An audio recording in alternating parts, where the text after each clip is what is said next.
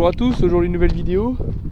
Alors je suis parti au bois en voiture, vous pouvez le voir, et ce sens n'est pas au hasard. Parce que vu que j'habite là-haut, vers le chemin là-bas, il faut toujours garer sa voiture dans le sens du départ. Au cas où il arrive je sais pas quoi, je me fasse mal, j'en sais rien. En principe ça devrait pas arriver, mais toujours se garer dans ce sens-là. Ça y est, je suis arrivé. Alors oui, vous avez vu, j'ai garé la voiture là-bas.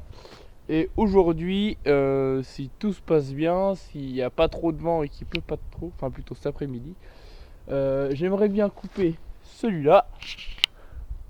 Ah, il est foutu hein, celui-là. J'aimerais bien couper celui-là, le mettre par terre, le débiter et le façonner comme il faut. Celui-là, je vais le laisser, c'est un arbre mort sur pied. Mais je le laisse volontairement car ça apporte de la biodiversité, c'est aussi bien. Et peut-être commencer à ouvrir mon passage qui sera ici. Je vais ouvrir un passage là, je vais épargner celui-là. Par contre, tout ce qui est la trochée de noisetier et tout ce qu'il y a là, y compris les trois en face, jusque celui-là, tout ça, ça devrait faire le saut. Peut-être pas aujourd'hui, mais en tout cas, ça le fera quand même. Du coup, pour l'instant, je vais tout préparer, je vais m'attaquer à ça. Et je vais voir si je vais recouper d'autres, je vous explique tout ça dans la vidéo. Alors, je viens de faire chauffer ma machine. Bon, là, je l'ai éteinte parce que sinon, tu avais trop de bruit à la vidéo. Je vais m'attaquer à l'arbre là. Et je vais déjà choisir son angle de chute. Enfin, son endroit où il va tomber. Il penche vers là-bas. Je vais pas chercher compliqué. Je vais essayer de l'envoyer en face. Même s'il tombe sur les noisetiers. Je vais le couper le gros au préalable. Je vais déjà virer celui-là. Parce qu'autrement le frein va tomber dessus. Parce que ça c'est un frein. Il va tomber dessus. Du coup je vais virer celui-là. Et peut-être l'autre qui va devant. Il va tomber là-bas. Je m'en fous parce que les autres sont foutus aussi. Et d'abord, comme il est salopier, avec la hachette, je vais faire un genre d'égoblage en gros. Enfin, je vais faire plus un nettoyage qu'un égoblage. Je vais enlever toute la mousse et toutes les impuretés. Ça peut être de la terre ou du lierre par exemple. Là c'est chiant, ça gêne, on voit pas bien. Je vais enlever tout ça de manière à pas endommager ma chaîne quand je taperai dans le bois. Ça sert à rien de faire ça trop haut. Bon là j'attaque un peu pour couper le lierre, mais je suis pas obligé. Ah. Puis la hache là elle coupe pas trop bien, ça je le couperai à la reste à la machine. Voilà, c'est une hache que je me sers exclusivement pour ça, ou pour faire un peu des branchages. C'est une machine qui reste ici, hein. Je la ramène pas à chaque fois parce que ça fait du poids dans le sac. Bon là je suis en voiture, mais bon quand je vais en vélo, voilà. Et on peut voir qu'il est bien malade parce que l'écorce elle se relève toute seule quoi. Enfin franchement on dirait ça fait de la charpie. Regardez. On voit que c'est un peu farineux un petit peu. Un peu comme des fois il y a des pommes qui ont un peu la même matière, ben c'est un peu ce style là. Hop. Tiens là, typique exemple. Vous voyez si j'avais pas fait les gobelages, et ben là il y a de la terre et plein de saleté. Et ben là comme ça je le vois. Et là je suis au courant de ce qu'il y a dans autour de l'arbre quoi. C'est pour ça, vaut mieux prendre son temps, regarder, nettoyer tout ça, plutôt qu'aller comme un sagouin. Et puis escater son matériel. Du coup hop, je nettoie. La hache là je m'en fous si elle tape dans la terre, c'est pas grave. Elle est fait pour. Vaut mieux que ce soit la hache, qui en a déjà vu depuis un certain bout de temps, plutôt que la chaîne qui est pas en mauvais état. Voilà. Bon, je termine les gobelages et je vous reprends après. Bon, mon nettoyage est terminé. Vous pouvez voir, j'ai tout nettoyé à la base là. Je vais pas le couper trop bas, sinon on va taper dans la terre. Là, je vais taper en dessous de ça. Sur mon entaille, je vais la faire dans le sens là. Toc. Hop. Mon arbre il va partir là-bas, dans la direction de l'autre. Et j'aimerais bien l'envoyer un peu plus là, du coup il va falloir que je vire 2 noisetiers. Voilà.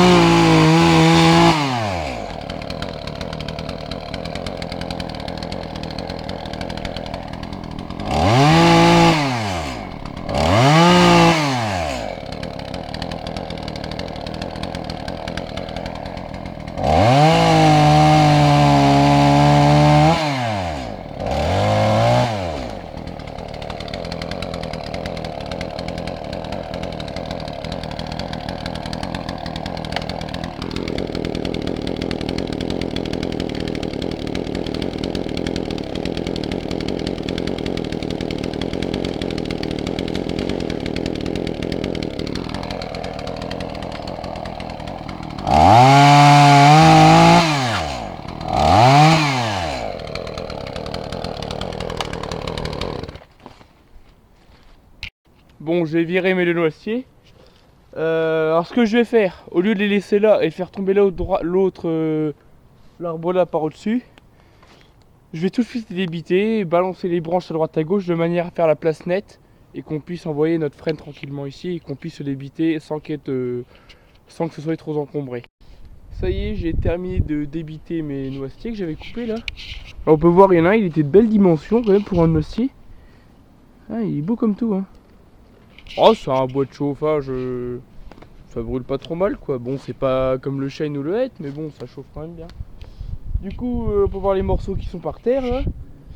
Je vais peut-être en fendre un, je vais peut-être fendre le plus gros, sinon il aura du mal à sécher. Après, je vais tout mettre dans la pile, les branches, je vais les envoyer là-bas. Et je pourrai m'attaquer à mon frêne qui est derrière moi. Ça y est, j'ai dégagé la place pour faire tomber mon frêne. Voilà. Et là, tout de suite, je vais attaquer mon entaille d'abattage. Et puis, après, mon montrer ici pour derrière. Et puis après, le restant du chantier, je vous le montrerai.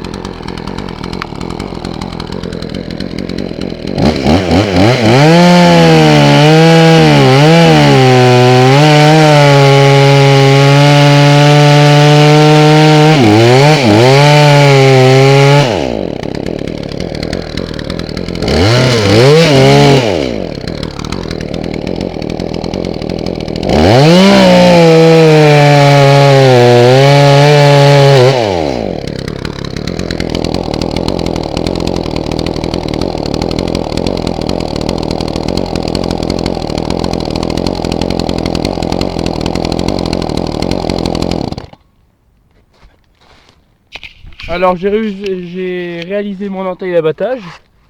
Elle est là. Bon, il a fallu que je tape un petit peu là, mais bon, c'est pas grave. Et maintenant, je vais procéder au trait de scie, qui va être le trait que je vais réaliser derrière mon entaille, en laissant toujours une petite bande de charnière.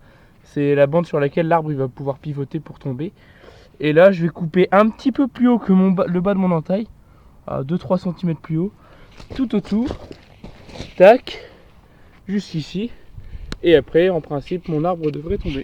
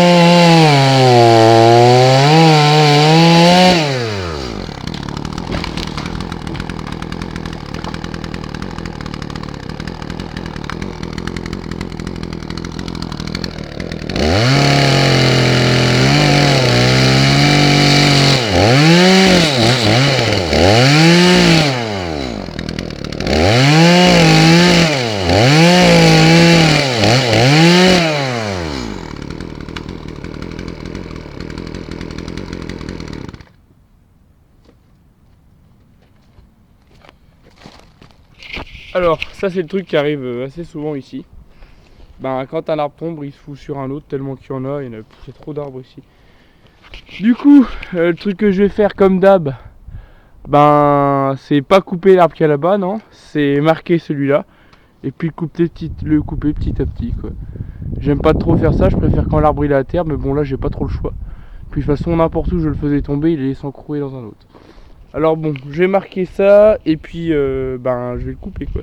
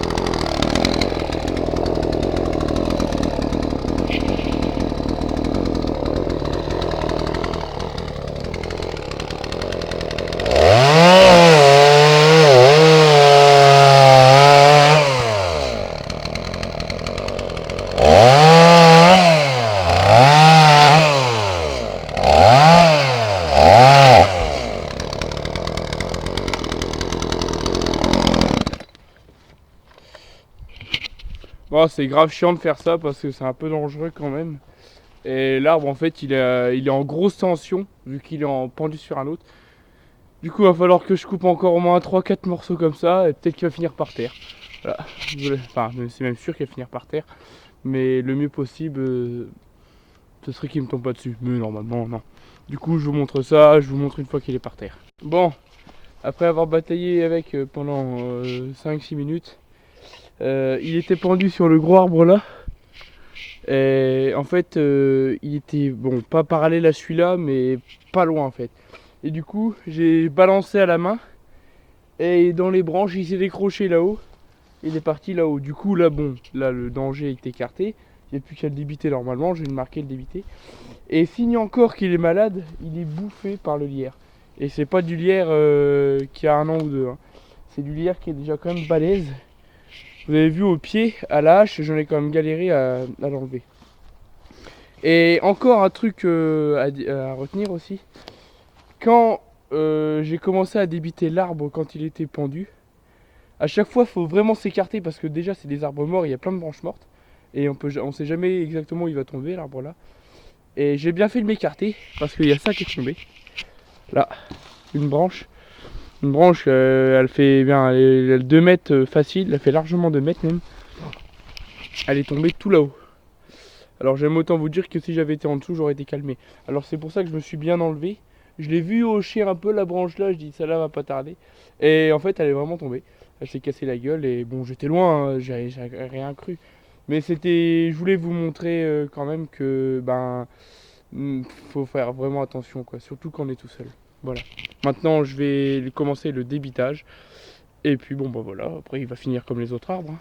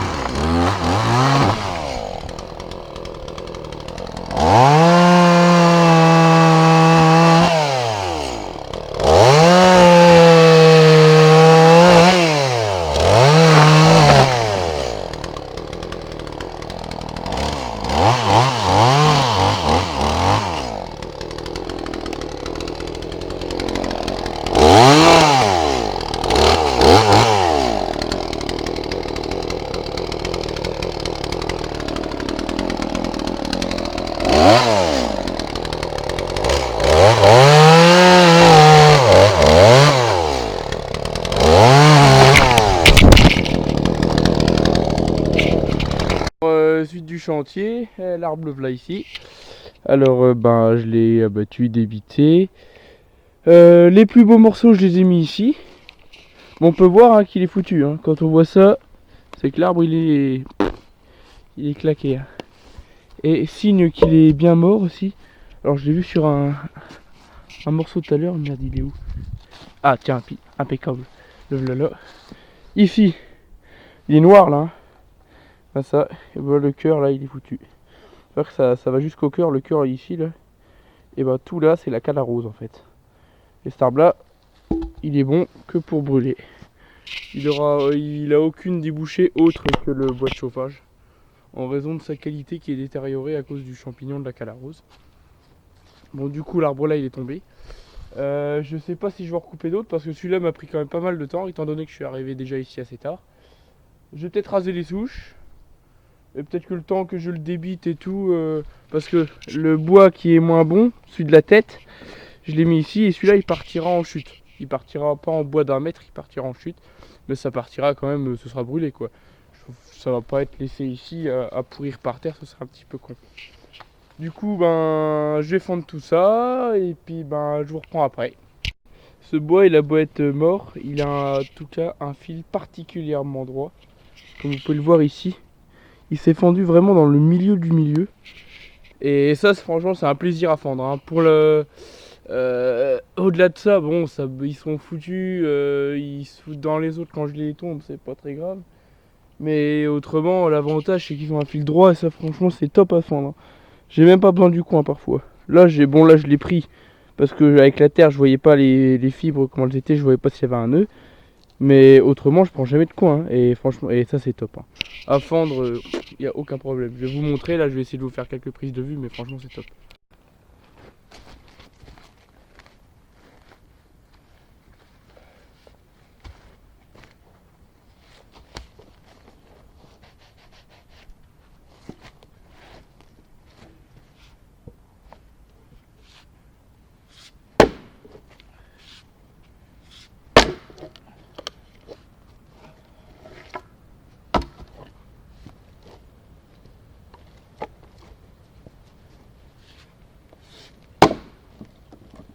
Et voilà. Franchement, ça c'est top et c'est un gain de temps terrible. Puis il sent, puis le bois est propre.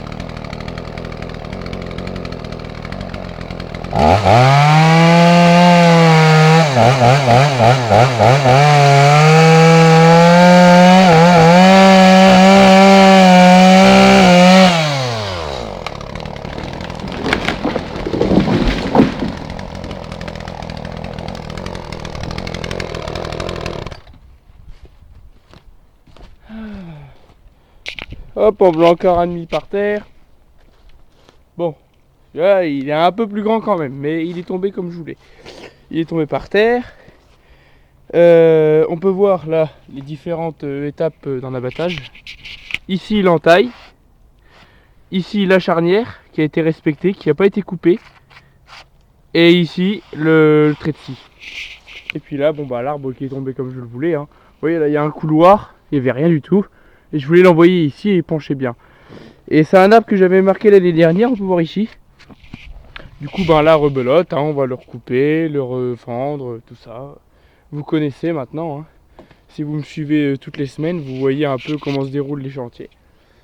Du coup, je vais faire mon petit chantier là, puis ben, je vous reprendrai à la fin pour voir la pile comment elle a augmenté quand même. Alors voilà le bois que j'ai fendu, j'en ai déjà rangé une petite partie dans la pile là. Voilà, on peut voir qu'elle grossit quand même légèrement. Là le bois qui est là, plus celui-là qui est encore à fendre. Alors là je vais ranger celui qui est fendu et puis je vais l'empiler. Et le reste on verra ça demain. Du coup voilà, je vais faire ça pour aujourd'hui. Alors voilà, j'ai terminé d'empiler le bois qui était fendu. Voilà, alors je l'ai mis ici. Alors du coup, cet après-midi, ça n'aura pas été une grosse après-midi, mais j'aurais quand même pas mal bossé. Alors, bon là, ça c'est une pile qui fait 4 mètres, enfin remplie, elle fera 4 mètres. Là, je dois avoir à peu près 3 stères, je pense. Du coup, demain, je terminerai de fendre ça et je le rempilerai. Et vous verrez la pile, une fois remplie avec le bois là, dans la prochaine vidéo. C'est pourquoi je vous dis à la prochaine et portez-vous bien. Allez, salut!